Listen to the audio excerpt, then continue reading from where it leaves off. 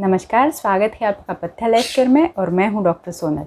जैसा कि हमने पिछले वीडियो में डिस्कस किया था, पाइल्स, फिशर और फिस्टुला ये तीनों अलग अलग टाइप्स होते हैं और इसमें से फिशर इन एनो इसका मतलब क्या होता है, ये क्यों होता है, उसके सिम्टम्स क्या है और उसके ऊपर ट्रीटमेंट क्या करना चाहिए, ये हम आज की वीडियो में डिस्कस करने वाले हैं।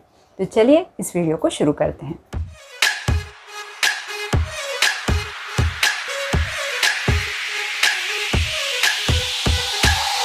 तो बेसिकली फिशर इन एनो होता क्या है?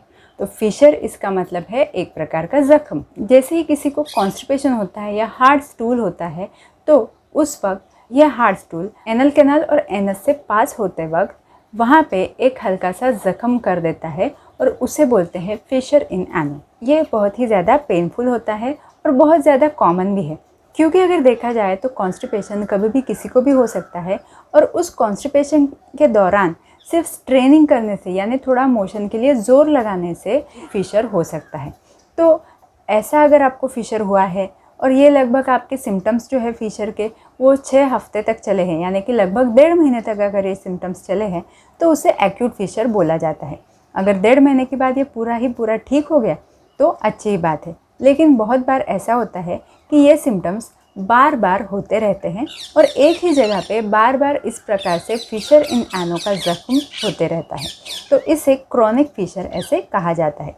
जब भी आपको फिशर की तकलीफ 6 हफ्ते से ज़्यादा है तो आपका जो है वो क्रॉनिक फिशर हो जाता है। अब रीजंस क्या है फिशर के वो जानते हैं। तो जैसे मैंने बोला कॉन्स्टिपेशन और ज़ोर लगाना ये तो सबसे मेन रीज़न है ही। इसके अलावा क्रॉनिक डायरिया, यानी कि अगर बहुत दिनों से बार बार आपको डायरिया की परेशानी हो रही है, लूज मोशंस हो रहे हैं, तो जाहिर सी बात है एनल कैनाल और एनस का जो म्यूकोजा रहता है उसमें ज़ख्म होने के चांसेस बढ़ जाते हैं। आईबीएस ये एक ऐसा डिसीज़ है जिसमें कॉन्स्टिपेशन और लूज मोशन ये चीज़ें अल्टरनेट होती रहती है। तो उसकी कॉन्स्टिपेशन की स्टेज में भी और बार बार लूज मोशन की स्टेज में भी, दोनों में ही फिशर इन एनो होने का चांस बहुत ज़्यादा बढ़ जाता है। चाइल्ड बेयरिंग और प्रेगनेंसी ये जो है इसमें बच्चे का प्रेशर आपके डाइजेस्टिव सिस्टम पर और ख़ास करके रेक्टम और एनल कैनाल पे पड़ता है और उसकी वजह से पेट जो है वो ठीक से साफ़ नहीं हो पाता है, कॉन्स्टिपेशन बना रहता है और कॉन्स्टिपेशन है तो फिशर तो हो ही सकती है। पेरिनियल स्किन जो होती है वहाँ पे अगर कोई भी फंगल इन्फेक्शन आपको होता है तो उस फंगल इन्फेक्शन की वजह से स्किन की नेचुरल इम्यूनिटी कम हो जाती है, वहाँ पे ईचिंग हो सकती है और ऐसी कंडीशन में फिशर होने का चांस और ज़्यादा बढ़ता है। कभी भी अगर आपको वर्म्स की परेशानी है, पेट में वर्म्स है, तो उसकी वजह से एनस की जगह पे बहुत ज़्यादा खुजली हो सकती है और उस खुजली के चलते कॉन्स्टिपेशन, खुजली, इसकी वजह से भी फिशर इन एनो हो सकता है। अगर आपका इससे पहले कोई भी एनस से रिलेटेड सर्जरी हुआ है, फिर वो चाहे पाइल से हिमोरॉइड्स का हो, फिस्टुला का हो, रेक्टल प्रोलैप्स का हो या कोई भी अदर सर्जरी हो, तो उसकी वजह से भी फिशर होने का चांस बढ़ जाता है। कैंसर, ट्यूबरकुलोसिस, HIV इसमें भी फिशर होने का चांस बढ़ता है। इन्फ्लेमेटरी बाउल डिसीज़ जो कि IBS से अलग है, उसमें भी पूरा जो डाइजेस्टिव सिस्टम होता है वो इन्वॉल्व हो जाता है और उसके चलते भी फिशर होने का चांस बढ़ता है। तो ऐसे अलग अलग डिसीजेस है, इनकी वजह से भी आपको फिशर हो सकता है। तो इसीलिए अगर कभी भी आपको फिशर के सिम्टम्स मिलते हैं तो उसका घरेलू उपाय करने से पहले एक बार आपके डॉक्टर्स की राय लेना हमेशा ही सही रहेगा।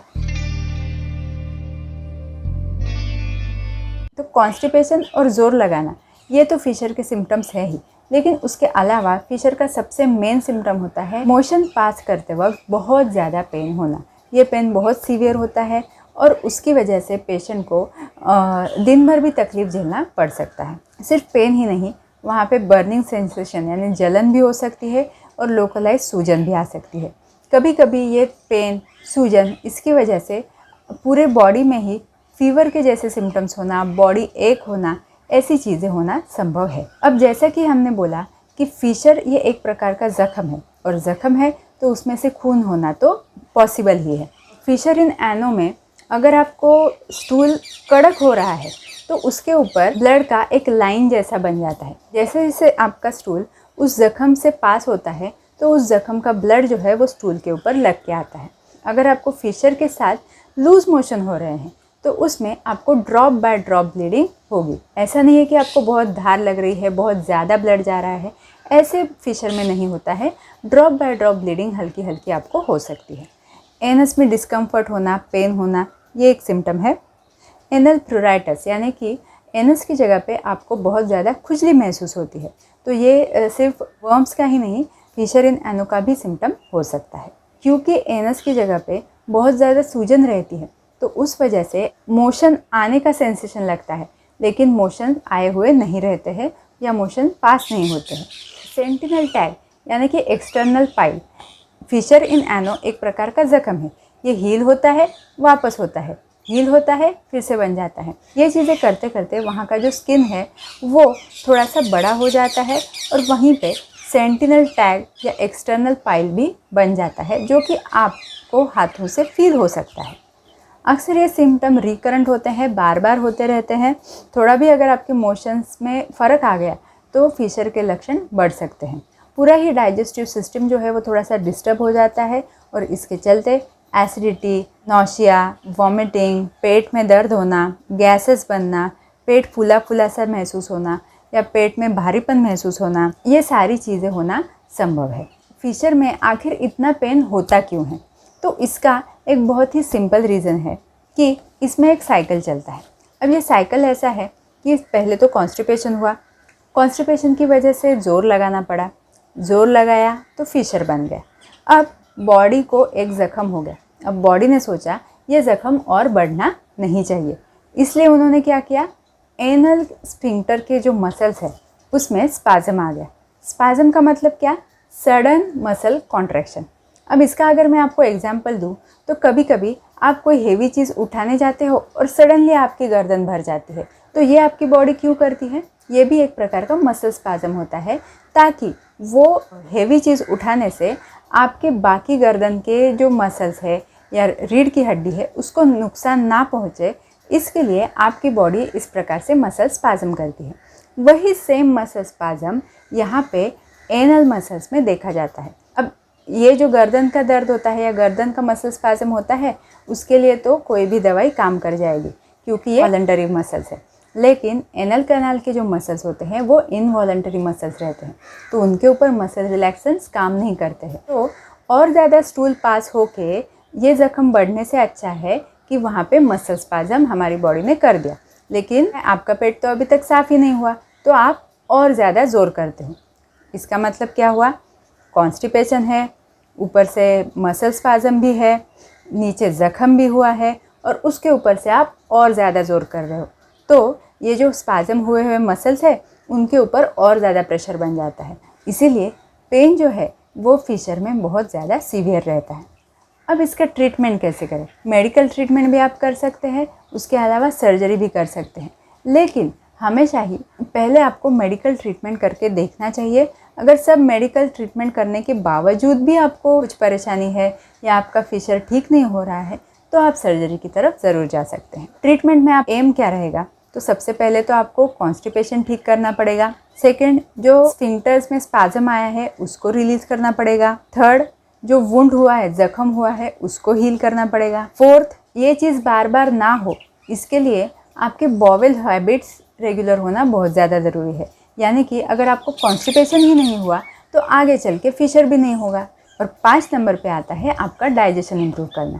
ये पांचों चीज़ों के ऊपर अगर आप स्टेप बाय स्टेप काम करते हैं तो आपको बहुत ही जल्दी फिशर से हमेशा के लिए आराम मिल सकता है। तो पॉइंट नंबर 1, कॉन्स्टिपेशन के लिए क्या करेंगे या कॉन्स्टिपेशन का रिलीफ कैसे करेंगे? तो इसके लिए हमने 3 वीडियोस बनाए हुए हैं। इसमें कॉन्स्टिपेशन का रीज़न क्या है, उसकी आयुर्वेदिक ट्रीटमेंट क्या है और डाइट आपको कैसा रखना चाहिए, आपका लाइफस्टाइल कैसे रखना चाहिए कॉन्स्टिपेशन के लिए, वो भी बोला हुआ है। तो ये पूरा प्लेलिस्ट ही 3 वीडियोस का हमारे चैनल पे अवेलेबल है, आप प्लीज़ उसे जाके चेक कर दीजिएगा, तो आपको काफ़ी मदद मिलेगी कॉन्स्टिपेशन कैसे रिलीव करते हैं उसके बारे में। अब सेकंड इम्पॉर्टेंट पॉइंट है एनल स्फिंक्टर को रिलीज़ करना। कोई भी मसल अगर स्पाज़म में है तो वहाँ पे हल्की सिकाई करने से वो स्पाज़म थोड़ा थोड़ा दूर होना शुरू हो जाता है। वैसे ही एनल स्फिंक्टर के स्पाज़म में आपको गुनगुने पानी में बैठना है। इसे ही आयुर्वेद में अवगाह स्वेद ऐसे बोला जाता है। अवगाह स्वेद मतलब एक टब में आपको कोई काढ़ा या गर्म पानी लेना है और उसमें बैठना है। अब इसके लिए अगर आप त्रिफला का काढ़ा यूज़ करते हैं, दशमूल का काढ़ा यूज़ करते हैं, तो ये आपको काफ़ी अच्छा रिज़ल्ट देगा। अगर आपके पास ये कुछ भी अवेलेबल नहीं है तो आप गर्म पानी में नमक डाल के भी बैठ सकते हैं। याद रखिए, ये काढ़ा हो पानी हो, आपको बहुत ज़्यादा गर्म भी नहीं करना है और ठंडा भी नहीं होना है। ये आपको गुनगुना रखना है, यानी कि ल्यूकवार्म। ठीक है। अगर आपको बहुत ज़्यादा दर्द है तो ये टब बाथ या अवगाहस जो है वो आप दिन में 2 से 3 बार भी कर सकते हैं। उसके अलावा ज़ाइलोकेन जेल ये मार्केट में बहुत ही इजीली अवेलेबल है, जो कि एक लोकल एनेस्थेटिक है। यानी आप अगर एक आधी जगह पे लगा लोगे तो वो जगह थोड़ी देर के लिए सुन्न हो जाएगी। तो यही जेल जो है वो अक्सर फिशर में प्रिस्क्राइब किया जाता है, जिससे कि आपका एनल एरिया का जो पेन है वो भी थोड़ा कम हो जाता है और एनल स्फिंक्टर को भी थोड़ा सा रिलैक्स होने में मदद मिलती है। तो इसका उपयोग भी आप दिन में एक आध बार आपके डॉक्टर की सलाह से ज़रूर कर सकते हैं। अब नेक्स्ट आता है वुंड का हीलिंग होना और पेन को कम करना। तो वुंड का हीलिंग होने के लिए आपके डाइट में आपको विटामिन सी ज़्यादा रखना ज़रूरी है और वुंड हीलिंग के लिए थोड़ा टाइम मिले, इसके लिए आपके स्टूल्स भी कुछ दिनों तक अगर हार्ड नहीं हुए तो वुंड हीलिंग जल्दी होगा। तो इसीलिए आपको कॉन्स्टिपेशन अवॉइड करना है। जो हमने हमारे वीडियोस में बोले हैं वो नुस्खे भी आप ट्राई कर सकते हो, या इसबगोल जैसी कोई चीज़ें भी ले सकते हो, जिससे कि आपको कुछ दिनों के लिए सॉफ्ट स्टूल्स पास हो, जिससे कि उस जो ज़ख्म हुआ है उसके ऊपर प्रेशर ना हो और वो धीरे धीरे भरने में मदद मिले। उसके अलावा किसी भी वुंड के लिए जो वहाँ की स्किन है वो साफ़ होना ज़रूरी है।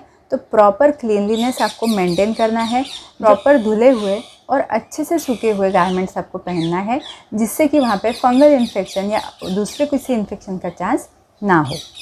अगर आप कोई जेल लगा रहे हैं या पानी में बैठ रहे हैं, अवगाहस ले रहे हैं, तो उसके बाद भी आपको अच्छे से सफाई रखना है। पेन रिलीफ के लिए आप ज़ाइलोकेन जेल का इस्तेमाल कर सकते हैं, या आप कोई पेन किलर्स आपके डॉक्टर्स की सलाह से ले भी सकते हैं।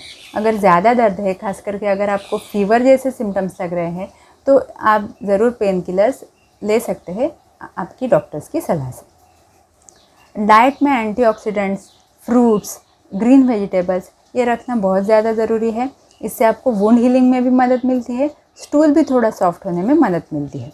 लेकिन जो डाइट हमने हमारे कॉन्स्टिपेशन की वीडियो में बोला है वो आप ज़रूर जाके एक बार चेक कीजिएगा, क्योंकि फिशर में उसका बहुत बड़ा रोल है। उसके बाद आता है आपके बॉवेल हैबिट्स रेगुलर होना। उसके लिए आपको डेली अगर आप एक टाइम फॉलो करते हो मोशन को जाने के लिए, तो आपके लिए वो बेटर रहेगा। हो सकता है ये आदत आपको 1 या 2 दिन में ना लगे, लेकिन अगर आप बहुत दिनों तक इसे ट्राई कर सकते हैं तो एटलीस्ट 1-2 महीने में तो भी आपके बॉवेल हैबिट्स धीरे धीरे करके रेगुलर होना शुरू हो जाएगा।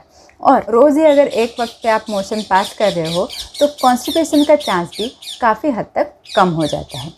दूसरी बात, वेग धारण, या जब भी आपको मोशन पास करने का सेंसेशन होता है तो ऐसे वक्त पे आपको ज़रूर मोशन पास करना है।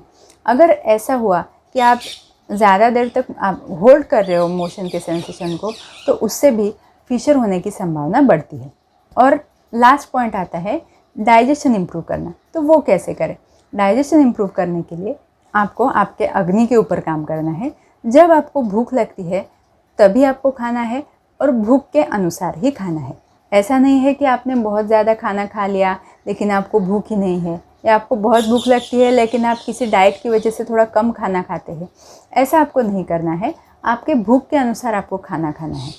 तो इतना भी अगर आप करेंगे तो आपका कॉन्स्टिपेशन कम हो जाएगा, आपके डाइजेशन इम्प्रूव हो जाएगा, और ये दोनों चीज़ें होने की वजह से फिशर इन एनो में भी आपको काफ़ी अच्छा और लंबे समय तक रिजल्ट मिलेगा। अगर कोई भी चीज़ काम नहीं करते हैं तो लास्ट ऑप्शन सर्जरी बचता है। उसमें लॉर्ड्स एनल डायलिटेशन से लेके लेज़र थेरेपी तक अलग अलग टाइप्स अवेलेबल हैं। अगर आपको सर्जरी करानी है तो बेस्ट वे आप आपके डॉक्टर्स की ही सलाह लीजिए। उनके अनुसार जो भी सर्जरी आपके पाइल्स के अनुसार सूटेबल रहेगा वो आपको एडवाइस करेंगे। ये थी हमारी वीडियो फिशर इन एनो के बारे में। अगर वीडियो आपको अच्छी लगती है तो प्लीज़ लाइक कर दीजिएगा। अगले वीडियो में हम बात करने वाले हैं पाइल्स यानी हीमोरॉइड्स के बारे में। तो अभी से चैनल को सब्सक्राइब कर दीजिएगा ताकि वो वीडियो आपसे मिस ना हो जाए। Thank you so much.